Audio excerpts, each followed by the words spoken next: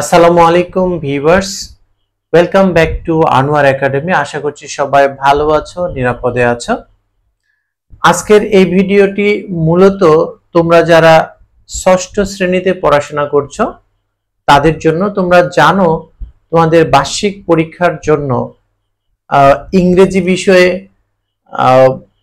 নমুনা প্রশ্নপত্র দেওয়া হয়েছে এবং সেই প্রশ্নপত্রের একটি প্রশ্ন এরকম যে মডাল অক্সিলারি ভার্ব ব্যবহার করে তোমাদের সম্ভাবনা, অনুরোধ এবং বাধ্যবাধকতা, দ্যাট ইজ রিকোয়েস্ট, অব্লিগেশন এবং পসিবিলিটি, এই তিনটি প্রকাশ করতে হবে। আজকের ভিডিওতে আমি আলোচনা করব মূলত কিভাবে পসিবিলিটি, অব্লিগেশন এবং রিকোয়েস্ট কোন কোন মডাল অক্সিলারি ভার্ব ব্যবহার করে করতে হয় সেটি নিয়ে। আশা করছি ভিডিওটি তোমাদের ভালো লাগবে। So let's begin hour today's lesson. তোমরা এখানে দেখতে পাচ্ছ যে একটি নমুনা প্রশ্ন রয়েছে যে Rajib told his father to send some money, অর্থাৎ রাজীব তার বাবাকে বলেছিল যে কিছু টাকা পাঠাতে। এটা হচ্ছে একটা প্রেক্ষাপট, এরকম একটা প্রেক্ষাপট দেওয়া থাকবে এবং তারপরে তোমাদের এরকম একটা প্রশ্ন করা হয়েছে, how will Rajiv ask his father for money. এখানে বলা হচ্ছে যে রাজীব কিভাবে তার বাবাকে টাকার জন্য প্রশ্নটি করবে এবং এই প্রশ্নটি করতে হবে অনুরোধ করে। এখানে ব্র্যাকেটে দেওয়া আছে রিকোয়েস্ট। এই প্রশ্নটি তোমাদের করতে হবে অনুরোধ প্রকাশ করে। এখন আমি দেখাবো কিভাবে অনুরোধ করে ইংরেজিতে মডাল ভার্ব ব্যবহার করে প্রশ্ন করতে হয়। তো এটির জন্য আমি কয়েকটি ফর্মুলা দেখাবো। ফর্মুলা নাম্বার 1, এখানে আমরা এই স্ট্রাকচারটি ব্যবহার করে রিকোয়েস্ট প্রকাশ করতে পারি। যেমন আমরা প্রথমে ব্যবহার করতে পারি কুড, তারপরে আমরা সাবজেক্ট ব্যবহার করব সাবজেক্ট, এরপরে ভার্বের প্রেজেন্ট ফর্ম ব্যবহার করব, এরপরে অতিরিক্ত শব্দ এক্সটেনশন প্লাস প্রশ্নবোধক চিহ্ন। এটি হলো অনুরোধ করে কাউকে প্রশ্ন করার একটা স্ট্রাকচার। এই স্ট্রাকচার তোমরা ব্যবহার করে অনুরোধ করতে পারো। নাম্বার 2, উডের জায়গায় তোমরা ইচ্ছা করলে উড ব্যবহার করে অনুরোধ করতে পারো। সেক্ষেত্রে would subject plus V1 plus extension plus প্রশ্নবোধক চিহ্ন। Number 3, technique number 3, that is can ব্যবহার করে কিন্তু তোমরা কাউকে অনুরোধ করতে পারো। সেক্ষেত্রে ক্যানের পরে সাবজেক্ট, একইভাবে সাবজেক্ট লিখতে হবে, এরপরে ভার্বের প্রেজেন্ট ফর্ম, তারপরে এক্সটেনশন যদি থাকে সেটা, তারপরে এখানে আমরা একটা প্লিজ লিখব প্লাস প্রশ্নবোধক চিহ্ন। মূলত এই তিনটা স্ট্রাকচারের মাধ্যমে তোমরা কাউকে অনুরোধ করে প্রশ্ন করতে পারবে, অনুরোধ করতে পারবে। তো এবার আমি এই প্রেক্ষাপটে এই তিনটা স্ট্রাকচার ব্যবহার করে আমি এই প্রশ্নের উত্তরটা দেওয়ার চেষ্টা করব। এখন আমরা এই প্রশ্নের উত্তরটা কিভাবে লেখা যায় সেটি জানবো।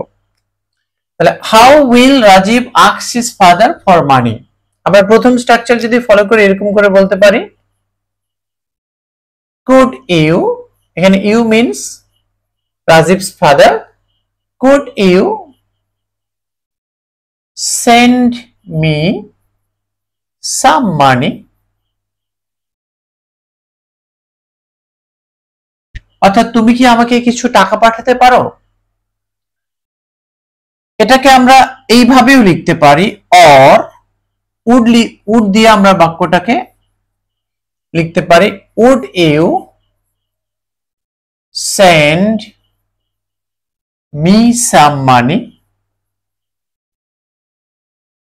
এটা কিন্তু আমরা এইভাবেও লিখতে পারবো, অথবা আমরা এভাবেও লিখতে পারি, can you send me some money please। Can যদি তোমরা ব্যবহার করো তাহলে কিন্তু শেষে প্লিজ কথাটা লিখবে, তাহলে অ্যানসারটা একটু বেটার হবে। এছাড়াও যদি তোমরা ইচ্ছে করো, এই উপরের যে দুইটা প্রশ্ন করা হয়েছে এখানেও কিন্তু তোমরা ইচ্ছা করলে প্লিজ কথাটি লিখতে পারো। যেমন এখানে লেখা যেতে পারে could you please send me some money, would you please send me some money. প্রিয় শিক্ষার্থীরা, আশা করছি তোমরা বুঝতে পেরেছো যে কাউকে অনুরোধ করে কিভাবে ইংরেজিতে model verb that is could, would এবং ক্যান ব্যবহার করে প্রশ্ন করতে হয়। সুপ্রিয় শিক্ষার্থী, এবার আমি তোমাদের দেখাবো কিভাবে অব্লিগেশন ব্যবহার করে বাক্য লিখতে হয়। এবার এখানে আরেকটি প্রশ্নের নমুনা দেওয়া আছে। এখানে তোমরা দেখতে পাচ্ছ Hamim's teacher told him to buy a book. হামিমের শিক্ষক হামিমকে বলেছিল একটা বই কেনার জন্য। এখন প্রশ্নটা হলো what should Hamim do now. এখন হামিমের কি করা উচিত? এই যে অব্লিগেশন ব্র্যাকেটে দেওয়া আছে, এখন অব্লিগেশন আসলে আমরা ইংরেজিতে কোন মডেল ভার্ব ব্যবহার করে প্রকাশ করব। আমরা এটি করতে পারি মূলত এভাবে। Number 1, tips number 1, subject plus must, ভার্বের প্রেজেন্ট ফর্ম প্লাস এক্সটেনশন। এটি একটি পদ্ধতি। নাম্বার 2, সাবজেক্ট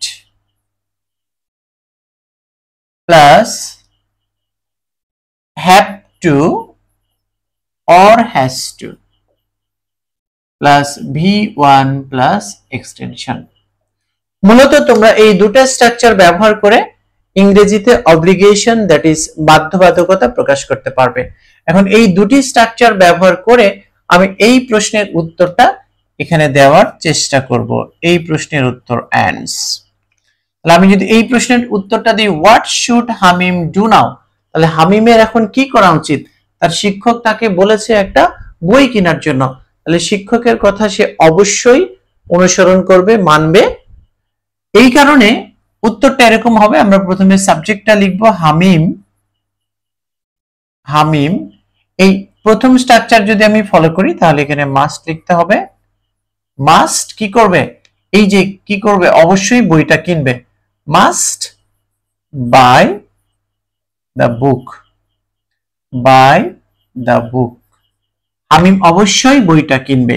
এটা আমরা এইভাবেও লিখতে পারি। হামিম পরবর্তী যে স্ট্রাকচারটি রয়েছে, টেকনিকটা রয়েছে, হামিম এখানে মাস্টের জায়গায় আমরা এখন ইচ্ছে করলে হ্যাভ টু অথবা হ্যাজ টু।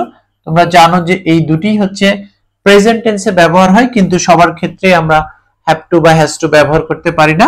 সাবজেক্ট যদি থার্ড পারসন সিঙ্গুলার নাম্বার হয় তাহলে কিন্তু আমরা হ্যাজ টু ব্যবহার করতে পারবো, আর আদারওয়াইজ আমাদের ব্যবহার করতে হবে হ্যাভ টু। এখানে জানি আমরা Hamim third person singular number, এখানে হ্যাজ টু ব্যবহার করতে হবে।